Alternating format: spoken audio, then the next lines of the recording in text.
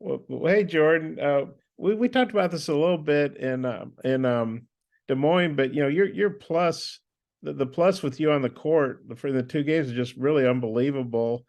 What do you think about that? I guess how much pride do you take in the fact that when you're on the court, obviously there are other guys there too, but you guys are really outscoring the other team by big margins. I take a lot of pride in like the small things that help the team win, and I feel like the plus minus is just a reflection of what you do to help the team win. And with me being the guy who's going to dive on the floor for loose balls or guard their best player and get a stop or two, I feel like those things are reflected by that, and that's what's most important to me. Of course, that and winning. So I feel like it's a reflection of kind of like what's most important to me when it comes to competing and winning a game. I was talking to Anthony, I guess, after the game the other day, and he mentioned maybe your role hasn't been exactly what you envisioned. I'm sure when you come in as a McDonald's All-American, wherever you are, whoever you are, you probably think, well, I'm going to score a bunch and do all this stuff I did in high school. It doesn't always work out that way.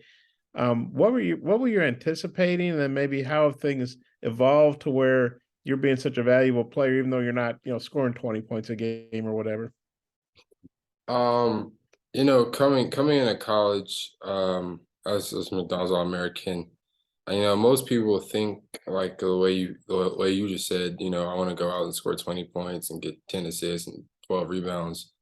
But that wasn't really my mentality coming in. To me, coming in, it was just, if if I can help us win like at a high level, like in March, and hopefully have us to be the last game that's playing on television to be the championship, then I'll be able to achieve the things that I want to achieve without having to score 20, without having to like come off ball screens the whole game or do stuff like that.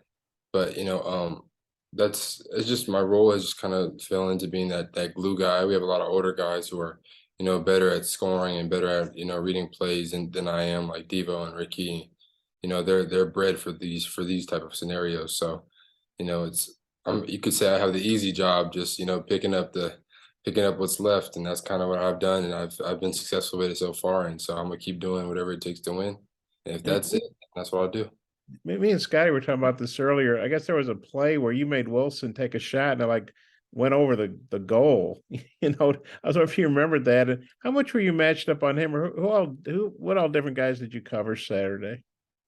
So before the game, Coach Musk told me that my guarding assignment would be all four guards, like everybody on the perimeter, including the four man. So I during that game, I probably got a chance to guard every single person on the roster at some point in the game for sure. Um, and obviously, I had to, read the scouting report and learn their strengths and weaknesses and tendencies that makes them such a good player. And that's what I did. And then whenever I was matched up on them, it was just like playing into the scouting report. And that's what I did and took advantage and played great defense. Okay, thanks. Scotty. Yeah, Jordan, just maybe I don't know how deep y'all have gotten into UConn yet, but maybe first impressions on UConn's perimeter guys and maybe some pieces that you may end up defending. Yeah, we've been able to cover their team a little bit. We're gonna do even more in a little bit. But for the most part, like everybody knows, they're big man. He's dominant. Working on containing him along with some of their guards who are high scoring guards. We have to focus on them as well. They're a really good team. They've come this far in the season, so I bet that says too much to how much they've been working and they've been grinding this season. So it's going to be a good game, and we're just excited to be able to compete again. And I think Ricky maybe struggled a little bit in Nashville at the conference tournament, but played really, really big role for you guys in your two wins last week. Just what maybe impressed you most about the way Ricky bounced back? It's just what impressed me that was that he did bounce back and he never let his confidence be wavered just because he had a couple of bad games. He played the best of his ability. Obviously, some games do not go as planned, but now that we're in the big lights and we're in the tournament, we're getting deeper and deeper. He's playing better and better. So I feel like that says a lot about his character and about his mentality and the way that he approaches the game. Hutch. Jordan, I'm curious how does your confidence now compare to maybe at the beginning of the year and maybe in the middle of the year where you were, had a little bit of struggles there in the middle of the season?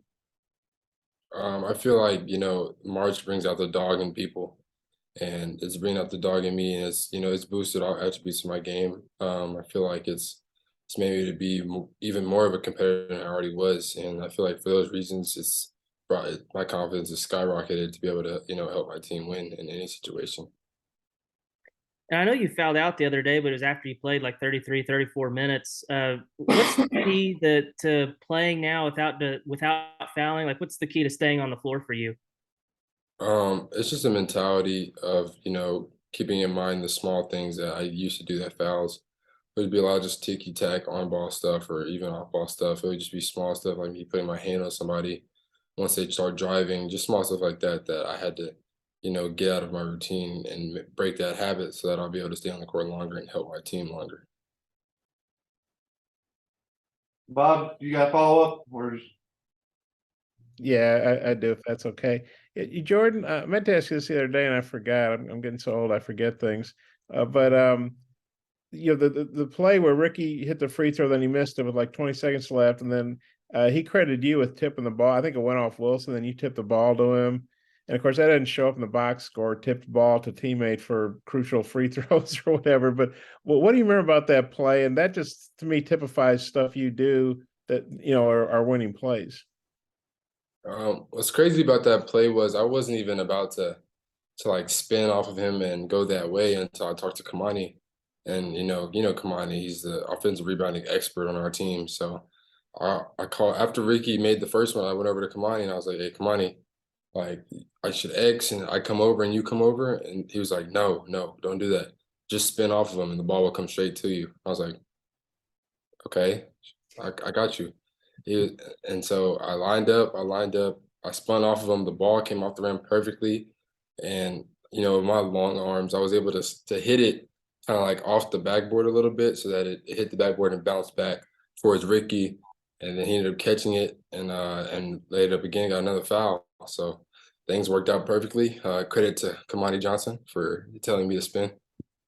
And speaking of Kamani and Devo, the older guys, AB sort of said that you all, the younger guys, obviously you guys played key roles in that win, but he said they kind of let the vets take the game over a little bit there, at least offensively. What'd you think about the way the older guys played, and especially Kamani? Here's a guy who doesn't even play against A&M in Nashville, and he starts the 2 tournament games, and I think in 31 minutes he's got 15 boards, like 11 offensive, something crazy like that. What do you think about how the vets carried y'all the other day, and then especially how Kamani plays when he didn't even play the last tournament game, just the positive attitude he always seems to have? Yeah, for playing from us, you always got to be ready to step in and help the team. Obviously, guys like Joseph Payne got in the game, Floyd got in the game. Like those guys played crucial time. At the ending of the game, I feel like they got to stop to just secure that win, and I feel like that says a lot. I feel like that like goes through with everybody on our team, like even Kamani. Like he could catch a DNP one game. We actually talked about this after the game. He's like, man, I just caught a DNP. Now I'm starting, and now I'm playing 30 minutes. I was like, bro, Kamani, like you know what it is with Muss. Like anything is possible with Muss. He was like, yeah, you're right. You reminded me, and I'm the vet. So it was cool to have that interaction with him. Obviously they've been there before, so the pressure on them is decreased. So as things got tight, we relied on our vets, and the vets they took over, they did what they were supposed to do, they led the team to victory, and we trusted in them, and we're going to keep doing that for the rest of the season. Okay, I'm good, thank you. all right, thanks, Jordan. Appreciate your time. For sure. Yep.